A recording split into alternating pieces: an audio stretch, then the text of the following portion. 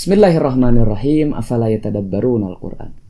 Pada pembahasan sebelumnya, kita memahami bahwa kebebasan manusia itu berdasarkan formula Al-Quran berpadu dengan karomah ataupun kehormatan. Pada pembahasan ini, pertanyaan selanjutnya adalah bagaimana kita bisa menemukan kebebasan model ini? Secara mendasar, Al-Quran sebagai prinsip ajaran Islam menyatakan tentang kebebasan. Contohnya, Bismillahirrahmanirrahim. Faman sya'a falyu'min wa man sya'a falyakfur.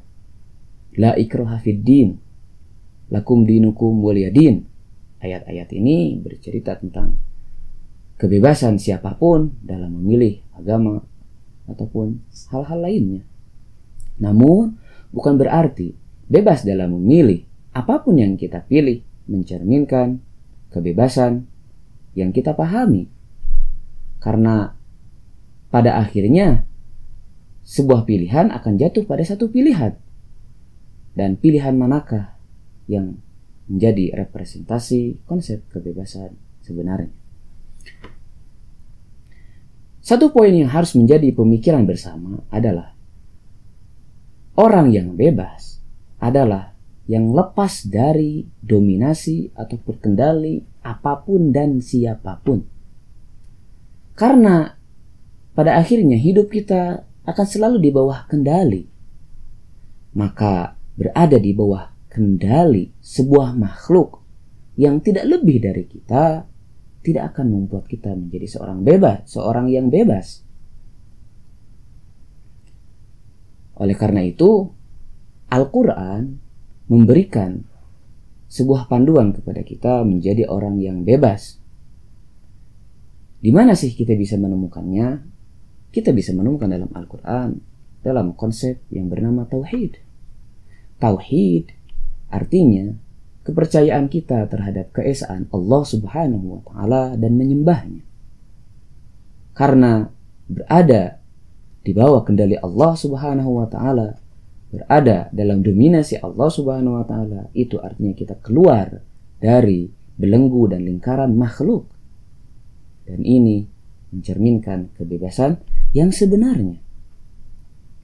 Ketika kita menjatuhkan pilihan kita untuk bersedia diperlakukan apa saja oleh makhluk yang tak lebih mulia daripada kita, atau mungkin setara, yaitu sesama manusia, artinya kita tidak bisa bergerak apapun, kita tidak bisa melakukan apapun di luar kehendak dan kendali mereka. Dan ketika kita menjatuhkan pilihan kita untuk bersedia diperlakukan apapun oleh Allah Subhanahu wa Ta'ala yang lebih segalanya dari kita, yang lebih sempurna dari kita dan maha tidak terbatas, maka tidak ada satupun yang bisa menghalangi gerak-gerik kita. Dan itu adalah konsep kebebasan menurut Al-Quran. Dalam surat Al-Baqarah ayat 21, Allah Subhanahu wa Ta'ala berfirman, Bismillahirrahmanirrahim. Ya ayyuhan nasu ubudu rabbakumul ladzi khalaqakum walladzina min qablikum la'allakum tattaqun. Pertama, Allah adalah pencipta manusia, dan yang menciptakan manusia lebih tahu dan lebih segalanya dari yang diciptakan. Dan ini menggambarkan kepada kita arti kebebasan. Kalau kita lihat di ayat ini, meskipun nada ayatnya berupa perintah, yaitu sembahlah Tuhanmu, u'budu rabbakum, ini bukan dalam rangka mewajibkan manusia menyembah Allah Subhanahu wa Ta'ala. Dalam logika fikih ataupun usul fikih, model perintah seperti ini disebut dengan al-amrul irsyadi, yaitu sebuah perintah yang artinya adalah arahan, ingin mengarahkan kita kepada sebuah fakta ataupun fenomena. Contohnya misalnya ketika kita mengatakan ataupun kita bilang ke teman kita, cuci baju kamu. Maksudnya bukan wajib mencuci baju, cuma ingin ngabarin aja bahwa baju ente kotor. Nah, di ayat ini pun ingin mengatakan demikian, bahwasannya wahai manusia, kalau kalian ingin menjadi orang yang bebas, ingin keluar dari dominasi apapun, ya ingin keluar dari perbudakan manapun, baik ego kita, nafsu kita, ataupun orang lain, baik bersifat kelompok, atau baik bersifat personal, ataupun jaringan sebuah kelompok. Maka kebebasan itu bisa kalian temukan dalam dalam menyembah Allah Subhanahu wa Ta'ala.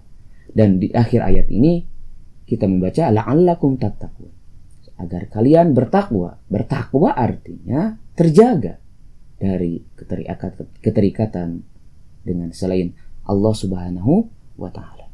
Tentu nurani dan fitrah kita menyadari hal ini. Hal-hal lainlah yang terkadang menutupinya. Makanya ayat ini tidak dalam rangka memerintah kita ataupun memerintah manusia. Nah, artinya ketika kita di bawah kendali Allah Subhanahu wa Ta'ala yang maha sempurna, maka seluruh kehidupan kita berada dalam nilai-nilai tauhid, nilai-nilai ilahi. Tauhid yang kita pilih sebagai solusi untuk keluar dari belenggu makhluk, dari belenggu selain Allah Subhanahu wa Ta'ala, menjadi tangga untuk menuju jalan kesempurnaan manusia. Dan Islam yang dibawa oleh Nabi Muhammad SAW, ajaran pertama adalah tauhid. Tauhid ini yang menggambarkan kebebasan manusia.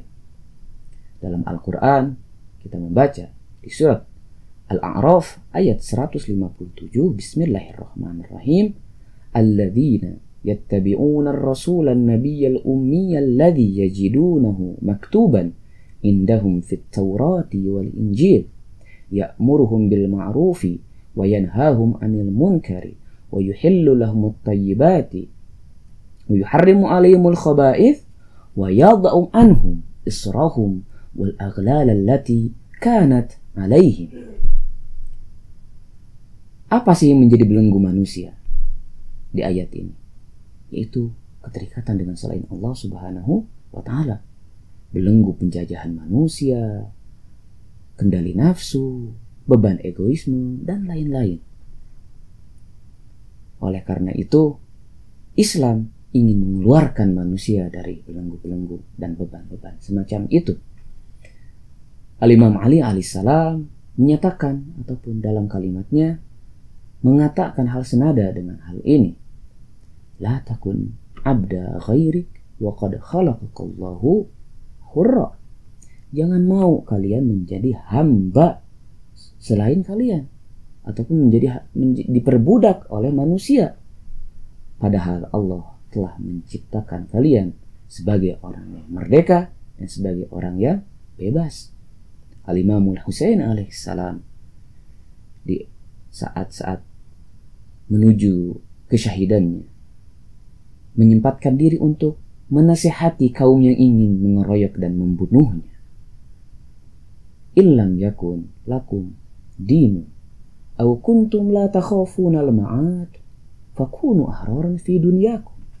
Jika memang kalian ini tidak beragama, kelakuan kalian ini tidak mencerminkan agama, dan kelakuan kalian ini tidak mencerminkan orang yang takut terhadap hari kiamat, setidaknya coba renungkanlah. Jadilah orang yang bebas. Jangan mau di bawah kendali orang-orang yang tidak bertanggung jawab. Si Yazid la'anatullah.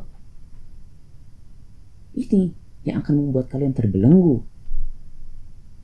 Makanya di zaman ini bullshit.